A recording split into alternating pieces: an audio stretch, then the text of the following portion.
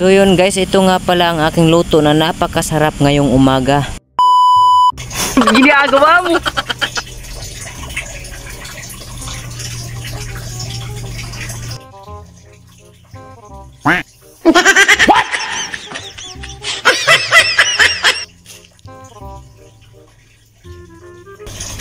Meron po tayong gagawin ngayon. Wala pa po tayong agahan. Kaya tayo magparikit muna ng apoy bago magluto. Ang hirap pala magparikit ng apoy guys. Paano gatuhi para madaling lingas?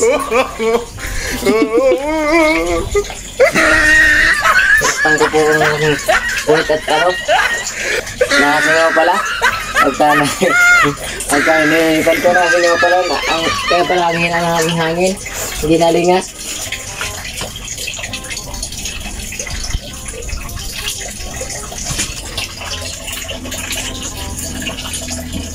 Ayan guys, lumingas na. Ginagawa mo. Lumingas na pero ubos din hangin ko. Hindi na lingas kung hindi ko tinakpan puwet ko. Ayan guys, ayan na. Ito nga pala natin lulutuin. Piprito natin. So, ayan, kagabi pa to, nakamarinate na siya. Ganito kasi sadya magmarinate yung mga taga Cebu. Iwan ko kung lahat. Dahil dati kasi ako'y sadyang nagtatrabaho sa isang hindi naman gaano kalakihang business. Yung Susan Eatery sa Cebu, kung alam niyo yun, puntahan nila. Iyon ko ngayon kung hindi pinalitan ng pangalan. Basta matagal ako doon. Ako ang taga-tinda ng salat ng barbecue na doon. Tinda. Yun ang laging dagsain ng mga tao doon. Dahil masarap ang barbecue doon. Sa Susan Eatery. Yan guys, ganito ako sa amin guys pagka ako ay wala sa trabaho. Kaya ngayon ay araw ng linggo ako nagluluto. At i-ready naman natin yung ating mantika. So, at siyempre hindi tayo makapagprito kung wala mantika, no? Atin munang baliktad ko sa kanyang sarsa. Ating pinagmamarinate yan sa kanya para lalo siyang sasarap at lasap na lasap yung timpla. Sa mga gusto matuto magmarinate dyan, comment nyo lang sa baba kung sino yung gustong matuto magmarinate ng kahit anong klaseng ulam. At ituturo po natin sa inyo.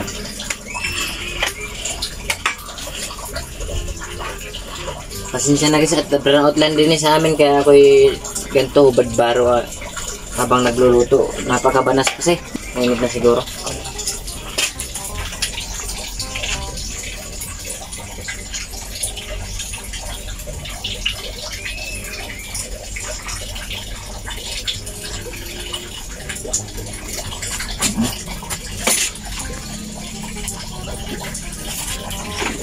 Painitin muna natin ang mantika.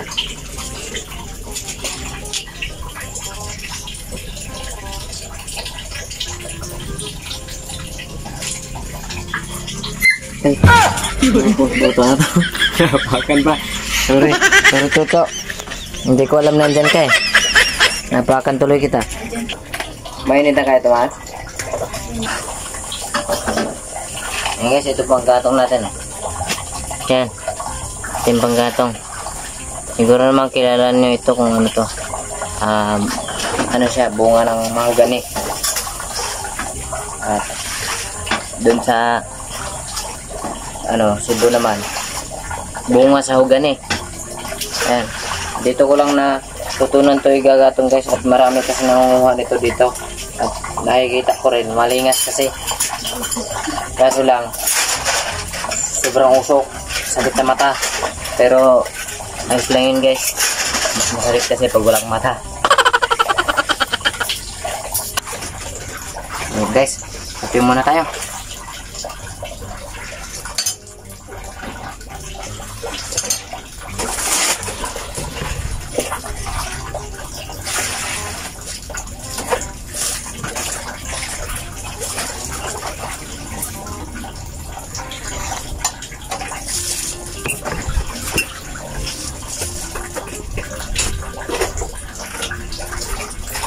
Okay. Alam ko na.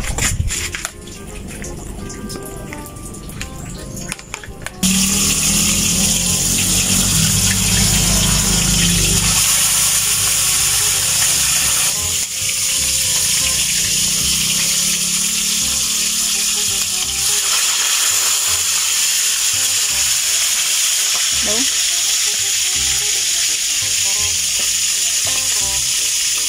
Di ba? Kasi pa siya.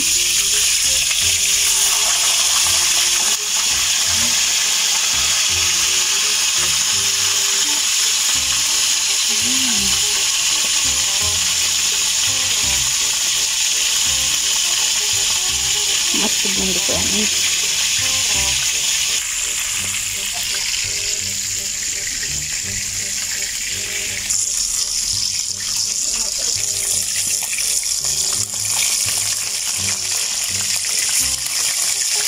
Oh, nangagat ah. Natalpit sa tiyan.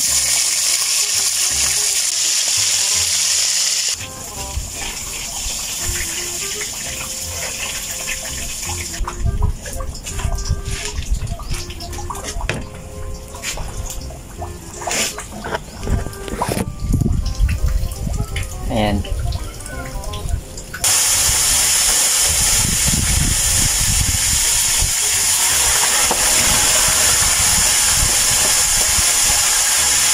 Ubusin na natin. Kailangan na lang.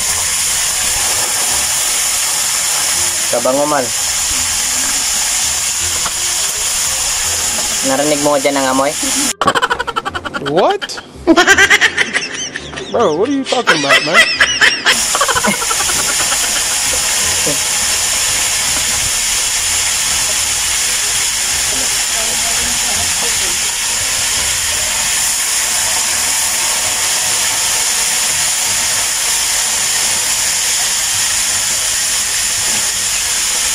Ayan guys, may luto na tayo. Napaka sariwa niyan guys. Itong luto. Napakagandang tingnan siya pag minamarinate mo muna sa gabi bago malutuin sa umaga. Atin mo ng palilingasin guys.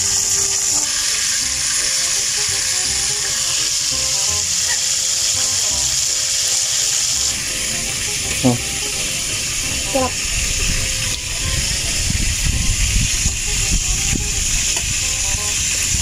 Yan ang masarap.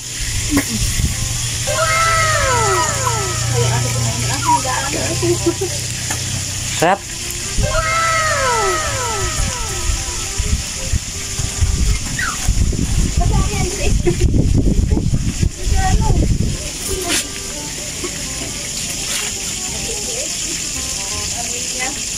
Balik pa rin na natin.